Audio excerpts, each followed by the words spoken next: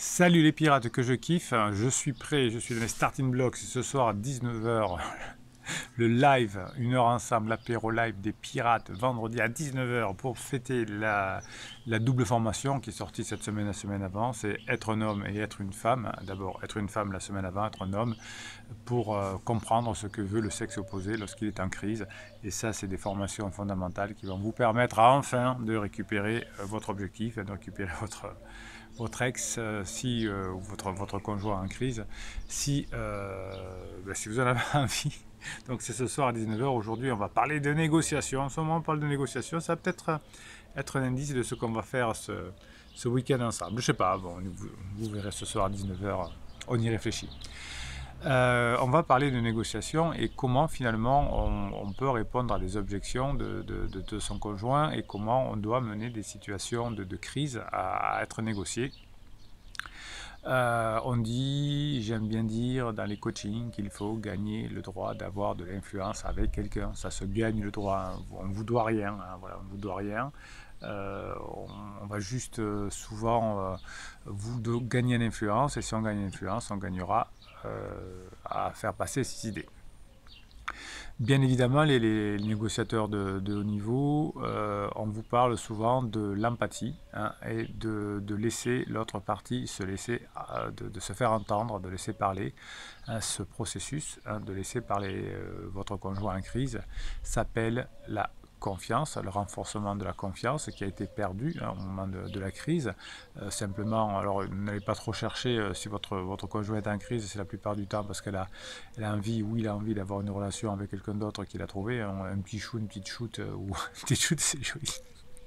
Bruno se calme et donc voilà, vous en prenez plein la figure alors que vous y êtes pour pas grand chose, si ce n'est que tout le monde fait des erreurs, surtout Capitaine Pirate, c'est-à-dire Bibi. Donc ce processus de renforcement de la confiance s'appelle l'escalier du changement de comportement. Si vous avez compris ce qu'est l'escalier du changement de comportement, eh bien vous allez tout comprendre comment récupérer plus rapidement votre conjoint en crise. L'escalier du changement de comportement va consister à écouter, montrer de l'intérêt et répondre avec empathie, hein, ce qui va conduire l'établissement de rapports, ce qui conduit ensuite à l'influence. Hein. On améliore le rapport et ensuite on va pouvoir faire de l'influence. On ne peut pas faire autre chose avant, c'est comme ça. Hein, on est obligé de passer par ces biais-là.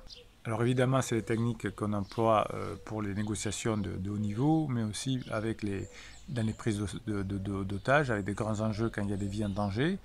Eh bien, ça va s'appliquer, qui peut le plus, peut le moins, aux négociations avec votre conjoint en crise.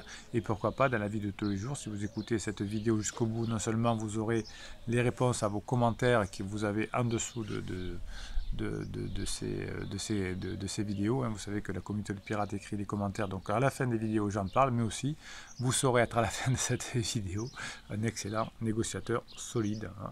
Donc les négociations, les discussions que vous allez avoir avec votre conjoint en crise vont se dérouler non seulement avec des échanges verbaux, mais aussi par les biais complexes, hein, que l'on connaît bien aujourd'hui en neurosciences, et les tendances psychologiques qui vont sous-tendre, hein, les réponses. Vous allez obtenir des résultats qui vont être mutuellement, c'est-à-dire pour tous les deux, hein, avantageux et qui vont nécessiter une compréhension de la manière dont les principes fonctionnent. La neuroscience est cachée derrière 3 stratégies que vous allez avoir pour amener finalement à une négociation, une discussion plus intelligente. Quand votre conjoint en crise aura comme on appelle ça, des objections puissantes, eh bien, grâce à ces 3 techniques, ça va vous aider à rétablir le lien, hein, sachant que dans la communauté des pirates, on n'est pas des manipulateurs, mais on essaye de faire en sorte d'améliorer le monde. Donc l'amorçage ouvre la voie à des résultats mutuellement avantageux. Retenez bien l'amorçage.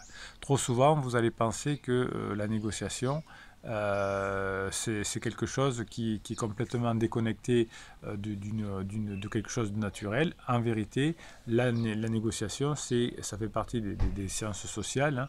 C'est un large spectre d'ailleurs de connaissances de psychologie, de neurosciences, où chaque conversation que vous allez avoir avec votre conjoint en crise va placer une brique sur la route vers la conclusion évidente du retour ensemble. Donc les négociateurs efficaces, hein, quand ils ont leur conjoint en crise, vont finalement comprendre tout ce spectre de négociation et vont toujours amorcer la négociation très tôt. L'amorçage, c'est votre arme essentielle, c'est le principe de base qui va faire que vous allez insister pour pouvoir changer le comportement de votre conjoint en souffrance, en crise. C'est l'amorçage qui est l'essentiel, hein, de la réussite de votre reconquête. En neurosciences, les recherches nous ont montré que si vous arrivez à augmenter la satisfaction de votre conjoint, hein, eh bien vous allez, sans évidemment sacrifier à sa liberté, vous allez pouvoir récupérer plus facilement votre couple, on va le dire comme ça. Donc si vous êtes prêt à considérer que l'équité est quelque chose qui va être fondamental dans votre négociation. Si vous voulez non pas gagner, mais plutôt au départ avoir quelque chose qui va entraîner une meilleure coopération, hein, votre première étape, c'est entraîner une coopération chez votre conjoint, et bien petit à petit, votre conjoint en crise, qui est soucieux ou soucieuse de l'équité aussi, va avoir une attitude plus positive envers vous. Hein. Le but, c'est que la coopération entraîne une attitude plus positive envers vous. Donc les résultats de nos recherches en neurosciences vont montrer que c'est avantageux pour vous et votre conjoint, hein, si vous avez une forme d'équité. Donc l'amorçage que vous allez faire dans la négociation, c'est l'établissement de la confiance. Hein, par exemple, vous allez amener à votre conjoint en crise à reconnaître, hein, la valeur d'une solution proposée. Ça peut être tout à fait juste, hein, un apéro, une forme d'apéro, les tapas de l'apéro, etc. Si votre conjoint arrive à dire que le vin, le café est bon, la limonade que vous avez servi est bon, cela va aider votre conjoint en crise à changer peu à peu son état d'esprit, et ça va passer de quelqu'un qui essaye de me récupérer, hein, c'est ça, il essaye de me récupérer, à la solution de revenir avec mon conjoint et quelque chose où je dois aller car j'ai confiance. Donc ce qui va renforcer cet amorçage, c'est le partage d'informations. Et le partage d'informations, il va vous permettre de surmonter ce que j'appelle en neurosciences le biais du secteur fixe. Le biais du secteur fixe. Hein, vous allez devoir identifier toutes les demandes de votre conjoint en crise dès le début de la conversation. C'est éviter le piège commun, hein, que l'on a du biais de tarte fixe, comme on dit, hein, ou de secteur fixe, qui est la notion selon laquelle que plus on gagne, plus l'autre perd, parce que la taille du gain est potentiellement fixe. Ah non, le gâteau, il n'est pas fixe.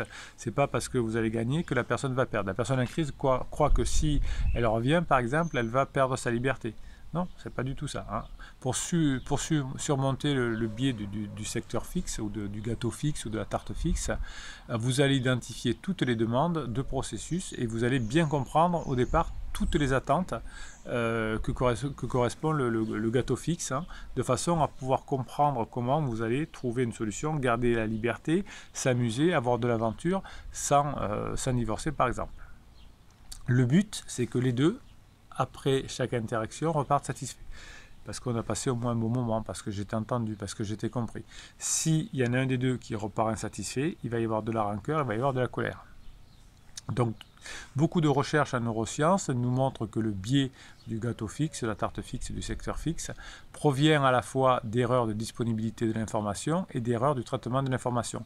C'est parce qu'il n'y a pas assez d'informations ou il n'y a pas une information de qualité. En termes simples, vous allez échouer dans le fait d'avoir passé un bon moment avec votre conjoint en crise si vous accordez trop peu d'attention à trop peu d'informations. Donc si vous êtes quelqu'un qui va récupérer, c'est un pirate qui va récupérer son conjoint, c'est parce que vous allez poser des questions, mais pas intimes, mais sur les passions, sur l'actualité, etc. Et vous allez écouter à la fois les réponses et la structure des réponses. Hein. L'écoute, c'est la concession la moins chère que vous pouvez faire à votre conjoint en crise.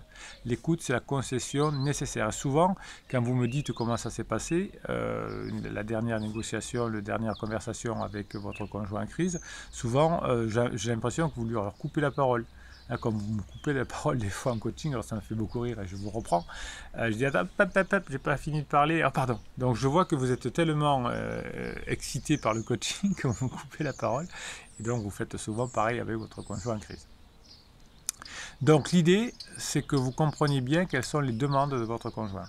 Ces demandes sont souvent l'expression d'un besoin sous-jacent que votre conjoint ne va pas dire. Hein, le besoin sous-jacent, c'est souvent d'aller voir pansement.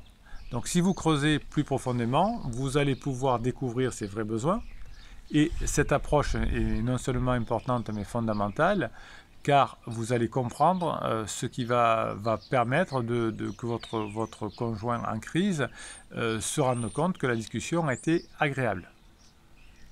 Donc quand vous allez convertir finalement la demande de votre interlocuteur en besoin, hein, alors d'abord vous allez transformer le reproche en demande bien sûr, et puis le demande en besoin, et bien à ce moment-là vous allez optimiser la valeur de ce que demande votre conjoint en crise, et donc finalement vous allez pouvoir terminer la conversation sans céder sur des trucs aussi débiles comme on va divorcer et je t'aime plus, etc.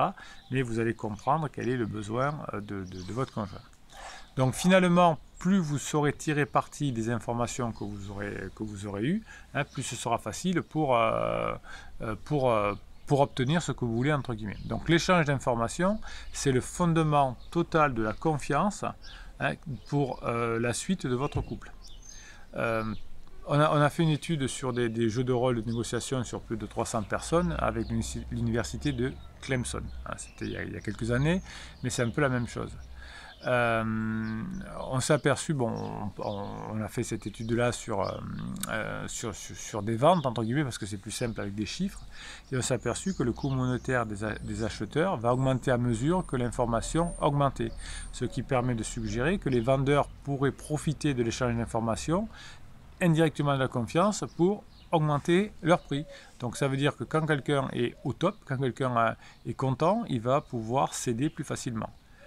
Donc une conversation réussie nécessite non seulement le partage d'informations, mais également le partage d'informations de qualité. Et ça, c'est lié aux émotions que vous allez créer pendant l'échange.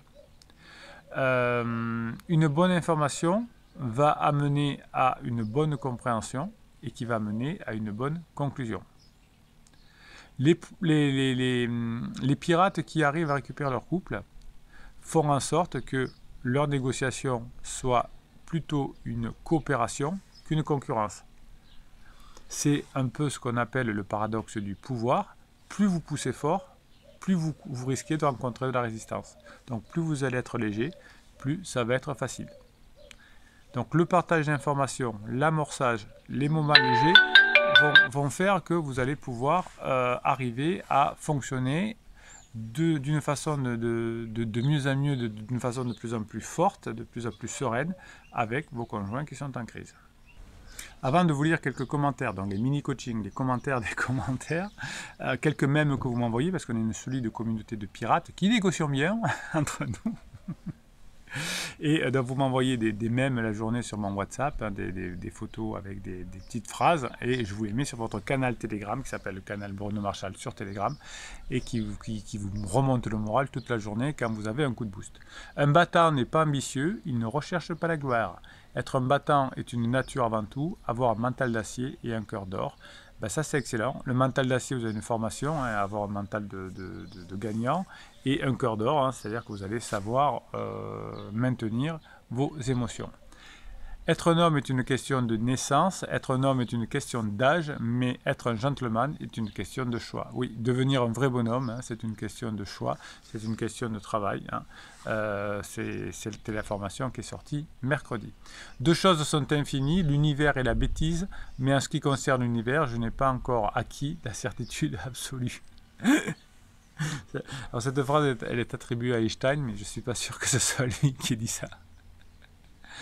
Il ne faut pas trop forcer le destin, l'avenir est moins facile à manœuvrer que le passé. Il faut attendre tel qu'il est prévu. Il ne faut pas trop forcer le destin, ouais, il faut le préparer. Ouais. L'avenir est moins facile à manœuvrer que le passé, mais si vous le construisez, effectivement, vous allez y arriver. Voilà, ça c'est des mèmes que vous m'envoyez, qui vont vous mettre la sagesse de la philosophie et qui vont vous donner le coup de boost, hein, comme je vous donnerai le coup de boost ce soir à 19 h dans le live. Et bien sûr, maintenant, le moment que vous attendez tous, c'est commentaires. Je commente vos commentaires. Et vous me dites, ouais, le chef, le capitaine pirate, il a parlé de moi pendant la vidéo. C'est mon quart d'heure de gloire. Je vous kiffe les pirates parce que vous êtes mes héros, parce que vous changez le monde autour de vous, vous mettez de l'humour, vous foutez le bordel, vous me remettez l'église au centre du village, et ça j'adore. Merci de changer la société grâce à votre bienveillance et votre positivité. Allez, des commentaires sur la vidéo qui est sortie lundi dernier, comment séduire son ex comme James Bond. James Bond, ouais, elle a fait parler cette vidéo. Hein. Alors, Focus dit, il aurait pu donner ce manuel au début de la vie d'un homme. Oui, effectivement. Ouais. Ben c'est vrai que si on regardait ces vidéos, si on faisait partie de cette communauté depuis plus longtemps, au moment de l'école, eh bien, si on apprenait ces choses-là à l'école, eh bien, peut-être que le monde se porterait mieux. Kataps nous dit « Être mystérieux comme James Bond, je fais connaissance avec une personne divorcée, cette femme me dit que l'amour est possible après criseuse. » Ben oui, elle veut vous bien sûr, de toute façon, l'amour sera toujours possible après criseuse, sauf que criseuse, vous allez la récupérer, et que certainement, cette personne divorcée, vous voyez, ça, la personne divorcée qui veut vous récupérer, c'est exactement ce que fait Pansement avec criseuse, ce qui lui dit « Non mais t'inquiète pas, c'est foutu, tu mérites mieux, l'amour, etc. » Donc, ce qu'on appelle de la manipulation. Patricia répond en cataps, ben même pour démarrer une relation, vaut mieux éviter ce genre de conversation, c'est lourd. Patricia est une sacrée pirate, oui, ayons des conversations légères. Et Kataps dit, au fait, c'est parti de rien, elle dit à Patricia, je ne sais pas si elle le disait pour elle ou juste un conseil de lâcher prise. Maintenant, moi, j'ai pas envie ni intention de faire une rencontre amoureuse, je comprends sa logique, et voilà. Ouais, voilà, soyez léger, effectivement. Hein. Henri Damien Laurent dit à propos de James Bond, ce que j'aime c'est son assurance, sa nonchalance, son humour et son costume. Eh bien, tout ça, vous pouvez l'apprendre. Hein. L'assurance, c'est la formation en confiance en soi. La nonchalance, c'est plutôt sur la maîtrise des émotions et le détachement émotionnel. L'humour, c'est la formation sur l'humour. Pour son costume, vous n'avez pas encore de formation. Mais, dans la formation qui est sortie cette semaine sur comment être un bonhomme, je vous parle de l'effet parfum. Voilà. Vous voyez, c'est la première fois que je vous fais un fichier audio sur les parfums, mais c'est intéressant. Medellin aime le charisme de James Bond, son côté britannique, c'est tous, mais ce n'est pas vraiment mon idéal masculin, effectivement, hein, il peut y avoir plein d'idéaux différents. Sin me taquine en disant « Coach, le martini olive s'est dépassé, boss, maintenant c'est le spritz ». Oui, alors le spritz, c'est une private joke entre pirates, puisque l'an dernier, les pirates ont fait un week-end pirate au mois de juin dernier au Cap d'Agde, et il s'est bu beaucoup de spritz, et moi je ne savais pas ce que c'était le spritz, j'ai eu l'occasion de déjeuner avec les pirates, et voilà, et comme je ne savais pas dire spritz, on s'est beaucoup moqué de moi, et je l'ai repris dans un live. ML Toulou, merci pour le tirage d'oreille, Bruno, ça fait réfléchir. Le lendemain, il a fait acter notre dépaxage par un huissier, il ne m'en avertit pas texto. Il se sent libéré, libre de sa vie avec pansement. 4 jours qu'il n'est pas rentré. Bon, ML Toulou, vous n'y arrivez pas parce que vous passez votre énergie à parler de lui. Non. Non, regardez, alors le continue. Pour le moment, moins j'ai de contacts, mieux je me porte. Je n'insiste plus, il me faut ce temps. Allez, retirage d'oreille à l'ML Toulou, hein, on se reprend. Hein. Alors, il y a quand même une fin qui a l'air positive. Ce qui est drôle, c'est que du coup, depuis 3 jours, c'est lui qui m'appelle matin et soir. Ah, dès que vous mettez moins de la pression, dès que vous parlez moins de lui, c'est mieux, effectivement. Pour prendre nouvelle de notre fille, alors qu'il ne demandait même pas quand il découchait. Vous voyez qu'il y a beaucoup de colère hein, chez MLT. Loup. Et s'il y a beaucoup de colère, on va y arriver. On va pas y arriver. Il sait qu'il a tapé fort à nous dépaxant. Pour le coup, je n'ai pas répondu à ses appels. Message depuis 3 jours. Trop de colère à moi. Ah, MLT, l'avoue. On inverse les rôles, c'est moi qui vais rentrer en crise, lol. Bon, oui, effectivement, ben, les criseux sont pénibles, mais ne le prenez pas pour vous. Voilà, c'est une difficulté des criseux, c'est une faiblesse des criseux. C'est difficile la période de crise, effectivement, on le sait. Mais les Toulou, on se reprend, ça va le faire. Les pirates, je vous kiffe. Vous donnez des encouragements dans les commentaires sous cette vidéo, là-dessous, tac, tac, tac, tac, tac. Des pouces en l'air, abonnez-vous à cette chaîne. On se retrouve ce soir 19h pour le live. Les formations et les coachings, j'ai oublié de vous le préciser, c'est en cliquant sur le lien sur le descriptif de ces vidéos. Je vous kiffe, à tout à l'heure.